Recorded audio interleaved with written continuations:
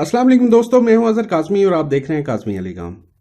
दोस्तों, अपनी previous video में मैंने टी माल एंटरटेनमेंट T82 के रिव्यू दिया था और इस वीडियो में बाकी जो चीज़ें रह गई थी, एक तो इसकी फ्लैश डंप के बारे में आपको बताना था, वो मैंने इस पे एक्सपेरिमेंट कर लिया है। और दूसरा, इसका जो ऑपरेशनल फंक्शन जितने भी हैं, कुछ दोस्तों के कमेंट भी थे कि इसमें फ़लाँ फ़लाँ फंक्शन काम नहीं कर रहा, तो वो भी मैं इंशाल्लाह इस वीडियो में सब कुछ आपको क्लियर करता हूँ। पहली बात तो ये है कि इसकी जो डंप फाइल है, इसमें मैंने बताया था XMC की 8 MB की फ्लैश आईसी लगी हुई है। तो ये मैंने उतार के विन बॉन्ड की फ्लैश आईसी लगाई है और इसमें मैंने डंप लोड की है, तो ये अब वर्किंग है। और इसमें जो ओरिजिनल XMC की आईसी लगी हुई है, ये CH341 पे भी रीडेबल है। ठीक हो गया जनाब। ये XMC की इस पे लगी हुई थी 8 MB की, ये CH341 पे रीड होती है और RT 809F पे फ़िलहाल रीड नहीं हो रही, उसमें कोई इशू है। और RT 809H पे रीड होती है। और इसमें क्लिप अडाप्टर के थ्रू, ये क्लिप अडाप्टर इसके थ्रू ऑन बोर्ड इसमें हम जो है रीड नहीं कर पाते या राइट में भी प्रॉब्लम आता है। और इसके थ्रू अगर क्लिप अडाप्टर के थ्रू हम इसे करते हैं तो ये बोर्ड, ये हमारा बॉक्स ऑन हो जाता है, क्योंकि इसमें 3.3 ये डायरेक्ट दे रहा होता है। तो डायरेक्ट जब 3.3 फ्लैश आईसी पे आते हैं तो पूरे सर्किट को पहुंच जाते हैं, प्रोसेसर ऑन हो जाता है, फ्रंट डिस्प्ले ऑन हो जाता है। तो लिहाजा आपको ये फ्लैश आईसी उतार के ही रीड एंड राइट करना पड़ेगा। अलबत्ता RT 809H या F से करेंगे तो उसमें उतारने की ज़रूरत नहीं है, क्लिप अडाप्टर इस पे लग जाता है। ये हो गया। इसमें जो इसका न्यू सॉफ्टवेयर है वो भी पूरे 8 MB का होता है, वो इसमें लोड करने से ये ऑन तो हो जाता है, लेकिन ये आगे ऑपरेशनल नहीं है। ठीक है, लिहाजा इसमें सॉफ्टवेयर नहीं होगा। बाकी जैसे चाइना रिसीवर्स में अक्सर हम सॉफ्टवेयर कर देते हैं तो वो ऑन हो जाते हैं, और इसमें ये वाला ऑप्शन नहीं है। इसमें डंप फाइल ही करनी पड़ेगी आपको, और इसकी डंप फाइल जो है मैं अपनी वेबसाइट पे अपडेट कर दूंगा। अच्छा, इसमें एक और चीज़ है, ये जो मॉडल है, ये वाला B8SA2V11 लिखा हुआ है, इसके बाद इन्होंने एक निकाला है T83। जैसे ये T82 मॉडल है, इसके बाद T83 निकला है। तकरीबन सेम है, बिल्कुल बोर्ड सेम है, लेकिन यहाँ उन्होंने वेरिएंट चेंज किया है। V20 है शायद, वो लिखा है। तो बहरहाल बाकी सारा कुछ सेम ही है। और दूसरी इसमें चीज़ है कि ये यहाँ पे जैक दिया हुआ है, यहाँ पे हम पावर सप्लाई कनेक्ट कर सकते हैं। ये 5 वोल्ट का है और यहाँ पे बाकी सारा सर्किट यूँ समझे 5 वोल्ट से चल रहा है, सिर्फ 12 वोल्ट आपके ट्यूनर सेक्शन में जा रहे हैं। ये यानी आप बैटरी पे भी ऑपरेट कर सकते हैं अगर कोई दोस्त करना चाहे, क्योंकि अक्सर दोस्त कह रहे होते हैं कुछ ऐसा सिस्टम बताएं जो बैटरी पे हम रिसीवर चला सकें। तो इसको बैटरी पे भी ऑपरेट किया जा सकता है, क्योंकि सिर्फ और सिर्फ इसमें 5 वोल्ट और 12 वोल्ट है। ठीक है, और अगर सिर्फ सिस्टम ऑन करना हो तो उसके लिए 3.3 ही काफ़ी है, या 5 वोल्ट भी काफ़ी हैं, उससे हमारा सिस्टम ऑन हो जाता है। ठीक है, ये तो दोस्तों हो गई डिटेल इसकी हार्डवेयर की। अब जो इसका सॉफ्टवेयर है, इसके फंक्शन ऑपरेशंस हैं, उसकी तरफ चलते हैं। मैं लैपटॉप पे रिकॉर्डिंग करता हूँ, आप दोस्तों के साथ शेयर करता हूँ। दोस्तों, अपनी प्रीवियस वीडियो में मैंने ट्यूबी कास्ट वाले रिसीवर की, टी माल एंटरटेनमेंट वाले रिसीवर की रिव्यू और उसकी थोड़ी सी डिटेल आपके सामने दी थी हार्डवेयर की। तो इस वीडियो में हम ऑपरेशन की बात करेंगे। काफ़ी सारे दोस्तों के कमेंट भी थे, कुछ कन्फ्यूजन्स भी थी, और कुछ चीज़ें इसमें न्यू होंगी न्यू फ्रेंड्स के लिए, तो उनको जो है सेटिंग में थोड़ी दुश्वारी पेश आती है। तो सबसे पहले शुरू करेंगे इसकी मेन्यू से, और मेन्यू में सबसे पहले जो है टीवी चैनल लिस्ट है। अच्छा, यहाँ पे कुछ दोस्तों की ये रिक्वेस्ट थी कि इसमें चैनल जो हैं वो डिलीट, एडिट, मूव की खास तौर पे एक दोस्त कमेंट कर रहे थे कि मूव नहीं होते। तो टीवी चैनल लिस्ट में चले जाते हैं जी हम। यहाँ पे अगर आप यहाँ पे देखें तो ये येलो कलर यहाँ पे लिखा हुआ है मूव। तो रिमोट से आपने येलो कलर दबाना है, चैनल सिलेक्ट करना है आपने, जो भी चैनल आप मूव करना चाहें। मैं इस वक्त चैनल 2 पे हूँ, 92 न्यूज़ पे, और मैं अगर इसको मूव करना चाहता हूँ तो मैं क्या करूँगा, सबसे पहले मैंने अपने रिमोट से येलो बटन प्रेस करना है और उसके बाद मैंने ओके प्रेस करना है। ये सिलेक्ट हो गया। उसके बाद यहाँ पे नीचे देखें तो लिखा हुआ आ रहा है press info to start move. मैंने अब इस पे इन्फो वाला बटन दबाना है। न्यू रिमोट पे इन्फो और ओल्ड रिमोट पे हेल्प वाला बटन है, ठीक है। ये मैंने प्रेस कर दिया। तो अब जो है मैं इसको मूव कराऊंगा, जिस पोजीशन पे मैं इसको लेके जाना चाह रहा हूँ, 5 पे लेके जाना चाह रहा हूँ, वहां पे ले जाके दोबारा मैं इसको मूव करा दूंगा। यानी दोबारा इन्फो या वो वाला बटन प्रेस करूंगा तो ये मेरा चैनल जो है 5 पे आ गया है। अब मैं बैक करूंगा और इसको सेव करूंगा, यस कर देते हैं और बैक कर लेते हैं। और ये देखें इस वक्त ये 5 पे चल रहा है और लिस्ट में भी देखें तो ये 5 पे आ चुका है। इसी तरह आप बैच इनपुट भी कर सकते हैं, एक से ज्यादा चैनल आप सिलेक्ट करते जाएं तो वो आपका हो जाएगा। दूसरी चीज इसमें जो पैच मेन्यू, और इसके भी काफी दोस्त पूछ रहे थे कि ये कैसे होगा, सी लाइन कैसे डलेगी, बिस की वगैरह, पावर व्यू की वगैरह, ये कैसे होगा। तो इसी चैनल लिस्ट पे ही आपने 8888 4 दफा 8888 प्रेस करना है तो यहाँ पे आपकी ये पैच मेन्यू ओपन हो जाएगी। सबसे नीचे देखें ये सेकंड लास्ट में CS प्रोटोकॉल है, यहाँ पे आपने इसमें सी लाइन ऐड करनी है। यहाँ पे देखें तो ऐड का बटन है ग्रीन वाला, तो हम रिमोट से ग्रीन वाला प्रेस करते हैं तो ये हमें ये टाइप पे ले आता है। यहाँ पे ओके प्रेस करेंगे तो इसमें आप ये वाले server new cam, MG cam, Y cam वगैरह, CCM वगैरह ऐड कर सकते हैं। ठीक हो गया। सेम वैसे ही जैसे आप बाकी दूसरे रिसीवर्स में करते हैं। उसके बाद आपने एग्जिट पे यस दबाना है तो आपकी सी लाइन सेव हो जाएगी। ये क्लियर हो गया जी। अब इसके बाद की एडिट है। की एडिट में आप बिस की और ये सारी ऑप्शंस आपके सामने आ रही हैं इस वक्त जो भी हैं। और इसमें जो इसकी सॉफ्ट कैम फाइल भी बनती है, यानी आप इसे एक्सपोर्ट या इंपोर्ट, ये एक्सपोर्ट है, ये इंपोर्ट है, ये भी करवा सकते हैं। ये भी मैं अभी करके आपको दिखाता हूँ। USB हम लगाते हैं, पहले सॉफ्टवेयर करेंगे, उसके बाद मैं इसको आपको ये भी अपडेट करा के दिखाता हूँ। ठीक हो गया जनाब। अब जो नेक्स्ट हमने क्या करना है, नेटवर्क है हमारा वाईफाई। यहाँ पे आपने वाईफाई कनेक्ट कर लेना है, सिंपल है बाकी रिसीवर्स की तरह। और कास्टिंग इन्फो में आपने ये जब आप टेंडा इसके ऊपर लगाते हैं तो ये आपको यहाँ पे IP दे देगा अगर वो कनेक्टेड है तो।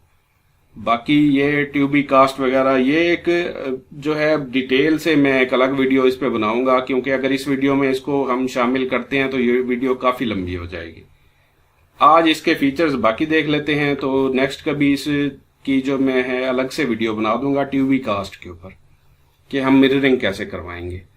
ठीक है। अगला है जी सिस्टम। सिस्टम में आपने लैंग्वेज पेरेंट लॉक है आपका, चैनल लॉक कर सकते हैं। OSD की सेटिंग है, OSD की इसका जो फ्रंट पैनल है उसकी ट्रांसपेरेंसी और OSD कितने टाइम के लिए डिस्प्ले होना चाहिए, ये चीजें आप यहाँ से सिलेक्ट कर सकते हैं। और फेवरेट में अगर कोई आपने डालने हैं वो यहाँ पे डाल सकते हैं।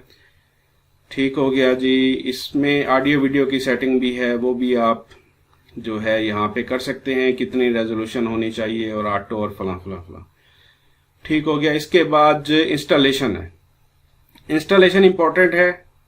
सबसे पहले जब आप स्टार्ट करते हैं तो इंस्टॉलेशन से ही स्टार्ट करते हैं, तो इसमें सैटेलाइट लिस्ट में आपने जाना। ठीक है जनाब। इसमें एक इन्फो है, इन्फो में इस रिसीवर का हार्डवेयर सॉफ्टवेयर किस डेट को सॉफ्टवेयर हुआ था। अब ये जो इसका सॉफ्टवेयर था 4/7 को हुआ था। अभी हम इसमें एक और सॉफ्टवेयर भी करेंगे इसके बाद जो आया था जिस पे पावर व्यू वर्किंग है। तो इसमें यूएसबी जब लगाएंगे तो ये यूएसबी अपग्रेड ऑप्शन आ जाएगी। फैक्ट्री सेटिंग में आपने इसको फैक्ट्री अगर रीसेट करना है तो यहाँ से आप जो है पासवर्ड 0000 देंगे। ठीक है, ये 00 पे आपका जो है फैक्ट्री रीसेट हो जाएगा।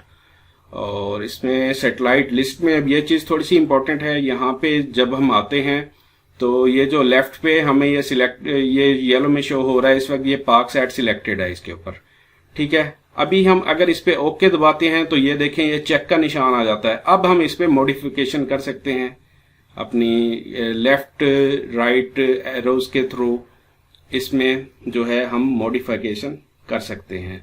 यहाँ पे अगर स्कैन करना चाहें, डाइजिक चेंज करना है, कुछ करना है, वो आप यहाँ पे सेटिंग कर लेंगे। अगर आपने इसमें बैक आते हैं, यहाँ पे एक और इशू था कि टीपी कैसे ऐड करेंगे। तो सेटेलाइट जब आप सिलेक्ट कर लेते हैं, सिंगल टीपी अगर हमने ऐड करनी है तो वो यहाँ पे हमें जो है शो नहीं करती। तो अगर कोई सेटेलाइट ऐड करनी है तो यहाँ पे रेड बटन है आपका, रेड बटन जब हम प्रेस करते हैं तो वो सेटेलाइट ऐड के लिए आ जाता है। ठीक है, अगर हम कोई टीपी ऐड करना चाह रहे हैं तो उसके लिए हम यहाँ पे ये इन्फो पे ऑल सिलेक्ट हो जाते हैं। यहाँ पे सेटेलाइट वाला, सेटेलाइट न्यू रिसीवर में सेटेलाइट वाला बटन और ओल्ड रिसीवर में ऑडियो वाला बटन, ये प्रेस करेंगे तो ये टीपी की लिस्ट आ जाती है। इसमें आप अब अगर आपने टीपी ऐड करवानी है तो वही रेड बटन, तो यहाँ से आप टीपी सिंगल टीपी ऐड करवा सकते हैं, उसको स्कैन कर सकते हैं, सारा कुछ कर सकते हैं। ये इंपॉर्टेंट चीज़ थी जो दोस्तों को मालूम नहीं था और वो परेशान थे। तो इस तरह ये इसकी टीपी वगैरह इसमें ऐड हो सकती है। तो अब मैं जो है इसमें एक चीज़ क्लियर कर दूं आपको कि इसमें हम बैकअप ले सकते हैं सिर्फ चैनल डाटा का, इसके चैनल डाटा का बैकअप ले सकते हैं। इसकी जो डंप है वो हम कॉपी नहीं कर सकते। तो अभी मैं इसमें यूएसबी डिस्क लगाने लगा हूं। यूएसबी डिस्क लगा के हम इसमें सॉफ्टवेयर भी अपग्रेड करते हैं और इसका बैकअप भी लेते हैं। जी देखो, USB device connected, this upgrade file, do you want to upgrade, ये ऑटो से उठा लेता है कि अपग्रेड फाइल जो है इसमें अवेलेबल है यूएसबी में, आपने अपग्रेड करना है या नहीं करना। फिलहाल मैं इसे नो करता हूं क्योंकि अपग्रेड करने से पहले आपने चैनल का बैकअप लेना। ठीक है, यूएसबी बैकअप पे जाएंगे, बैकअप मोड यूजर डेटाबेस है या प्रीसेट है। प्रीसेट में ये होता है कि आपके रिसीवर की जो जो भी सेटिंग्स हुई भी हैं वो उसमें सेव हो जाएंगी। और हमने क्योंकि डेटाबेस सिलेक्ट करना है, डेटाबेस सेव करना है, तो हम डेटाबेस अपने, वो कहता है जी file is exist, do you want to replace it, पहले कभी सेव किया होगा। तो मैं इसको अगर मैंने चेंजेस किए हैं तो मैं यस कर देता हूं तो मेरी ये न्यू फाइल हो जाएगी।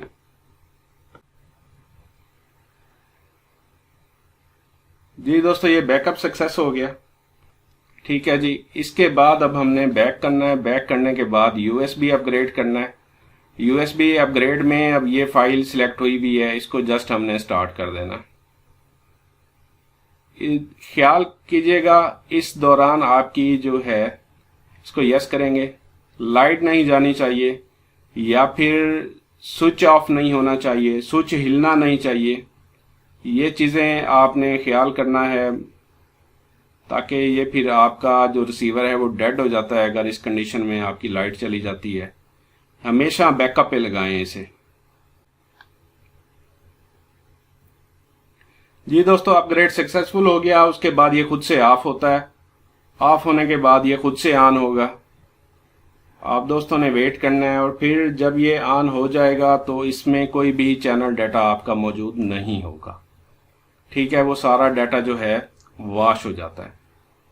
तो अब हमने करना क्या है, अगर हम इसको बैक करें तो ये बता रहा है हमें कि नो प्रोग्राम, यानी कोई भी चैनल डाटा इसमें नहीं है। अब हमने यूएसबी बैकअप में जाना है, यूएसबी अपग्रेड में जाना है और यहाँ पे ऑल कोड लिखा हुआ है तो हमने इसको यूज़र डेटाबेस करना है। यूज़र डीबी फाइल हमने सेव की थी, ये यूएसबी से ही उठा रहा है, तो इसको एक दफ़ा हमने अपग्रेड कर लेना। तो ये बटन फ्लैश हो रही है, इसमें भी जो है पावर आपकी ऑफ नहीं होनी चाहिए। ठीक हो गया, ये भी सक्सेसफुल हो गया। सक्सेसफुल होने के बाद ये फिर से रिस्टार्ट होगा और स्टार्ट होने के बाद ये अपना डाटा सेव करके फिर हम जिस चैनल पे थे, जो डाटाबेस हमारा था पहले, सेम वही डाइजेक सेटिंग, सारे चैनल, सारा कुछ वही दोबारा हमारा आ जाता है। तो अभी ये हमारा जो है फाइनली ये कंप्लीट हो गया। ठीक हो गया दोस्तों, ये हमने इसका सॉफ्टवेयर भी करके देख लिया और डेटाबेस भी सारा कुछ देख लिया और इसकी मेन्यू की जितनी भी सेटिंग्स थी वो भी हमने देख ली। ज़्यादा जो इम्पोर्टेंट है वो इसमें टीवी चैनल लिस्ट पे आके आपने 8888 प्रेस करके पैच मेन्यू वगैरह में जाना होता है, या फिर जो इसकी सैटेलाइट लिस्ट है उसको कैसे हम अपग्रेड कर सकते हैं ये मैंने आपको बता दिया। बाकी इसमें कोई ऐसी ख़ास चीज़ नहीं थी। अब हमारा सिर्फ जो है वो वाईफाई वाला रह गया, टीवी कास्ट वाला, तो वो भी अलग वीडियो में मैं जो है डिटेल से इसके ऊपर बात करूंगा ताकि सब दोस्तों को समझ भी आ जाए। तो ये थी दोस्तों आज की वीडियो। रिज़ल्ट के हवाले से ये रिसीवर अच्छा है। मेरे पास 55 इंच की एलईडी है और मैंने इस पे पाकसेट के जितने भी चैनल हैं बहुत ही आला रिजल्ट देते हैं। मुझे तो काफ़ी रिजल्ट के हवाले से पसंद आया है। तो बाकी इसमें चैनल्स वगैरह जो भी दोस्त खामियां बता रहे थे वो सारी ऑप्शंस भी इसमें अवेलेबल हैं और टाइम टू टाइम साफ ज़ाहिर है कंपनी को जो शिकायत मौसूल होती हैं वो भी कंपनी जो है रिजॉल्व करेगी।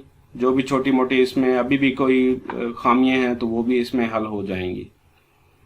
तो ये थी दोस्तों आज की वीडियो। उम्मीद करता हूँ आप दोस्तों के नॉलेज में इजाफा हुआ होगा। और इसमें एक चीज़ ये है कि इसका जो 83 मॉडल आया है उसमें और इसमें कोई फ़र्क नहीं है, सेम चीज़ है। जस्ट उसमें हो सकता है न्यू सॉफ्टवेयर डाल के न्यू रिमोट के साथ, और बोर्ड में हार्डवेयर में थोड़ी सी तब्दीली है, लेकिन इसकी जो डम फाइल है वो 82 और 83 दोनों की सेम है। डम फाइल भी आपको वेबसाइट से मिल जाएगी और इसका तजर्बा करके ही मैं आपको बता रहा हूँ। 83 में भी वही डम फाइल करके देखी है तो वो एक्टिव हो जाता है, ठीक हो जाता है, वर्किंग है। तो ये थी आज की वीडियो। नेक्स्ट वीडियो तक के लिए अल्लाह हाफिज़।